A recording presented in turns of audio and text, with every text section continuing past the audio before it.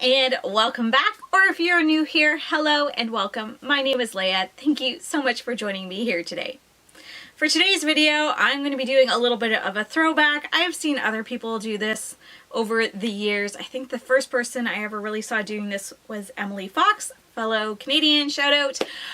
Anyway, what I'm going to be doing is I'm going to be looking back at my very first favorites video that I did, and that was in May 2018, and discussing with you if I still think they're any good, if my thoughts have changed, or was I completely out of my mind when I recommended them as favorites. So to start things off, I'm going to start with a little contour highlighter palette that I have here. It is from Makeup Revolution or Revolution Beauty. I think they changed their name and that's what they're going by now. It comes in this nice velvety little pouch, all fancy like, and it's probably a little bit dirty, but it looks like this. It's a cute little, almost like a little purse wallet type of closure up here thing, and this is called the Renaissance Glow palette. So I'm going to try not to blind you here, but it has this nice big mirror here, and then oh my goodness, it looks so nice and new and so pretty. Now this product I really do love. I have it. Unfortunately, it is no longer available from Revolution Beauty, but definitely a favorite. I have pretty much completely used up the bronzer side, and the highlighter I haven't used so much just because I always focused on the bronzer, but the highlighter in there is gorgeous as well. I don't know why I'm talking it up because you can't get it, but if you have a chance to try Revolution Beauty bronzers, highlighters, blushes, those sort of things, they are some of the best ones that I have in my collection. The next item that I have here is the Milani Conceal Perfect 2-in-1 Foundation and Concealer. When I first got this, I was kind of on the fence about it. I wasn't sure if I liked it or not. I was using it with a brush. I was trying to find some beauty sponges that I liked that would work for me, because I'm a little bit opposed to trying the beauty blender, but that is another video in and of itself. However, I have found some affordable sponges that actually work, and once I switched over to a brush with this switched over to a sponge with this instead of a brush, I enjoyed how this wore so much better. Okay, so I don't have this anymore. I used that up.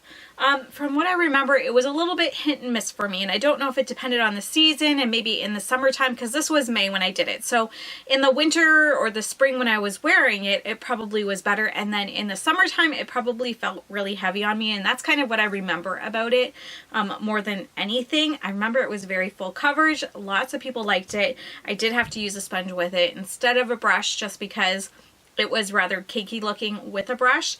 But yeah, I don't know that I would, but yeah, no, I wouldn't be buying this again. There's other foundations that I like that are full coverage that I like better. Okay, let's see what the next one was that I liked. The next item I purchased is the Maybelline Total Temptation Waterproof Mascara, and I love this mascara. If I use the term Holy Grail, which I am opposed to using, but if I did, this would be it. Okay, so yeah, I did love that mascara. I bought a second tube of it, and then my love affair with it went out the window. The next tube I got was even more dry, and it started flaking, and I don't know if it was just a dud. I just never went back to it, but I really liked the first one, but again, it dried out really quick. I stayed away from it just because, again, the second tube I got was a dud, and if it's going to be hit and miss, then I don't know, but it was... The first tube I had was excellent. I would have if the second tube I got wasn't so bad, I probably would have continued to purchase it, but because it's no longer a favorite, and I don't know. And this is the Amber Nectar Illuminating Face Powder, and it looks like this. I'll open it up for you guys. It has this really pretty pattern on it. And when I first received this, when I first purchased this, I bought it thinking it was going to be like a blush kind of bronzer. It is not. I still have that product. I like it. I use it as a finishing powder. It's a very hard pressed in the pan, so it's very hard to get satisfaction out of using it because it's like it's not moving at all. I do have it, again, a finishing powder. It works nicely. I'm trying to pan a different finishing powder now, but now that I think of it, that might be one that I move on to for the summer, especially because it does have a little bit of a darker tint to it, so it would work better once I have a tan. But a nice product. I don't know if I would recommend it. I think once I start using it again, I'll like it. I mean, I liked it enough to put it in a favorites, So I guess I just haven't used it that often, and when I have used it I haven't had any problems. So is it a favorite? I don't think it's a favorite, but it's not something I hate. Okay, what do I have to talk about next? Okay, the next item I have for you is from Benefit and is the Boing Airbrush Concealer, and this is in shade number 1, and this is what the packaging looks like. Focus, focus, focus, focus. There we go. And it's just one of these pot concealers. Okay, so I don't have this concealer anymore. I decluttered it a couple of months ago. It was starting to get kind of yucky looking when I opened it. I had used a good chunk of it, but it had almost like little, it looked like bubbles had popped in it and had like little divots all in it. So yeah, I got rid of it because I was afraid to put that on my under eyes. I think the longer I had it as well, it dried out a little bit, so it was harder to use. So I did really like it when I first had it. Will I purchase it again? No. I think again there's other things that are out there now that I like a lot more that I have tried, but it wasn't bad. It was okay, but again, there's better stuff out there now in my opinion, and I think my thoughts of it started to kind of turn from a favorite to not liking it as much just because it was getting older, and with something like that it does change the consistency over time, and then it got just kind of gross looking, so it's gone. Moving on, I have some more concealers here. I have 3 different shades, and this is by Makeup Revolution. They're Conceal and Define Full Coverage Conceal and Contour Concealers. I don't know. I have C2, C5, and C4, or C2, C4, C5, however you want. They look like this. They have a nice gold, rose gold. Yeah, a nice rose gold top. They have like the big doe foot applicator, kind of similar to the Shape Tape, I suppose. I've never tried it, but it is larger than your normal standard doe foot. I still really like these concealers. I recently used up, and it was in my latest video that I posted last week for my empties, the C4 in that, but I have gone through multiple tubes of the C5 shade, and now in the bigger size that they have, I have like 4 or 5 of them as backups, because every time I put an order in with Revolution Beauty I just kind of throw one in just so I have it, and before you know it you have a whole pile of them waiting there, and I don't go through concealers that quickly. But anyway, I do like it. I do recommend it. I think it is one of the better drugstore priced concealers out there. I haven't tried the hydrating one, but I am intrigued by it. But I've heard mixed reviews on it, so we shall see. Right now, I think I need to get through the ones that I have before I start getting more concealers. Yeah, I would say that one is still in a favorites level. Like if I had to rate my makeup, that would definitely be like in the top 5, probably top 3. The next item I have here, I have hit big time pan on. Not that I'm a panner by any means, but this is something that I always keep in my makeup drawer. It is alongside all of my eyeshadow. It is the Wet n Wild Color Icon Single Shadow in Brulee, and it looks like this. It's just a little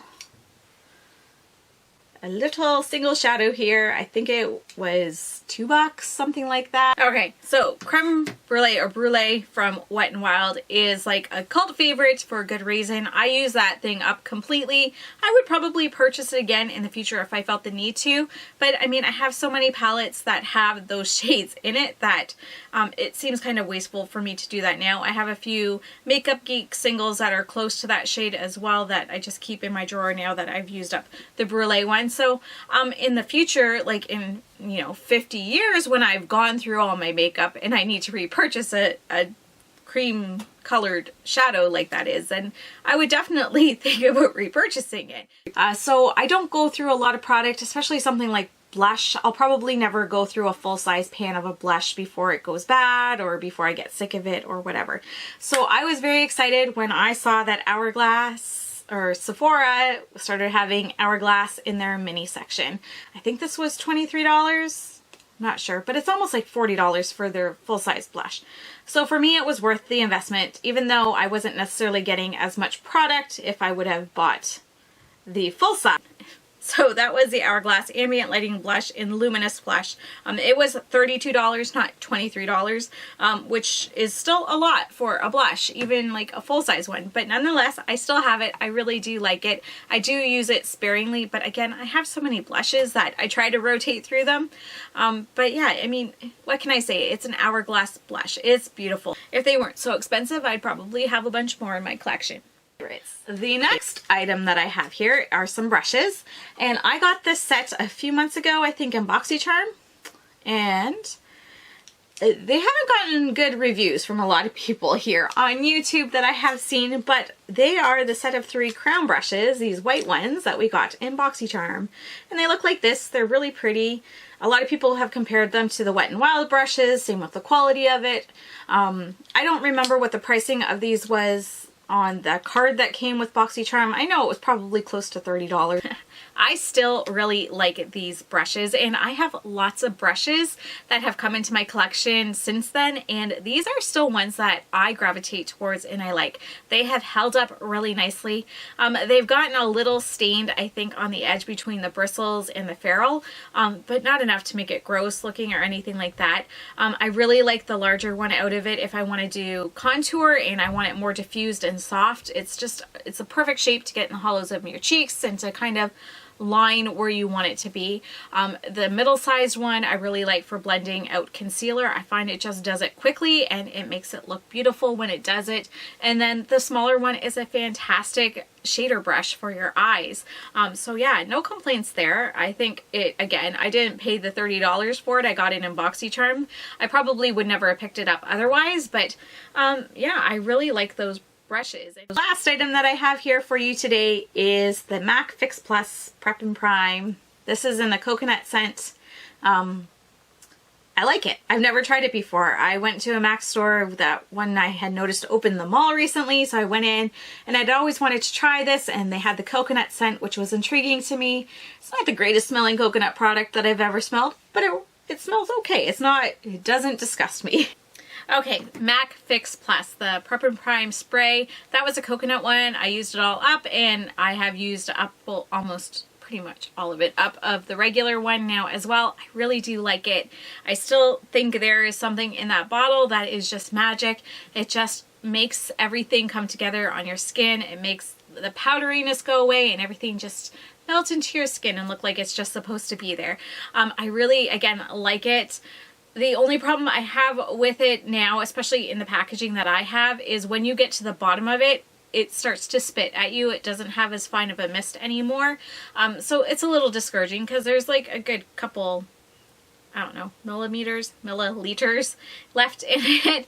And I probably have like another few weeks use out of it, but I have to find something else to put it in just because, again, it doesn't spray as nicely now that it's getting near the end. But I really do like it. I do have to say though, it's $33 here in Canada to get that, which I will gladly pay. But I think I found something that I like just as much, and that would be from Revolution Beauty. They have the I Heart Revolution line, and they have one called the Fixing Sprays, and they have all kinds of scents. I've tried a couple of them, and right now I'm using the Peaches and Cream one, and I have to say that I think works just as well as the MAC one. That was everything for my May 2018 favorites. I would have to say things have definitely changed. There's still some things that are for sure in my favorites. There was some good products in there. I don't think there's anything that I particularly hated, and thinking, why did I mention that? But yeah, there's definitely things that have come a long way. There's improvements in makeup, of course. Preferences change as we get older. But yeah, I just thought that would be kind of a fun video to go through. And as I'm watching this, I'm like, I really like my makeup there. What was I wearing? Do I have it in the description box? No, I don't. Anyway, but at least that is all for this video. Let me know in the comments below if you can remember anything you were enjoying in May 2018. Do you remember any of these items that I talked about, and what were your thoughts on them? Thank you so much for watching, everyone. I hope you enjoyed this video, and I hope you have a fabulous day. Bye-bye.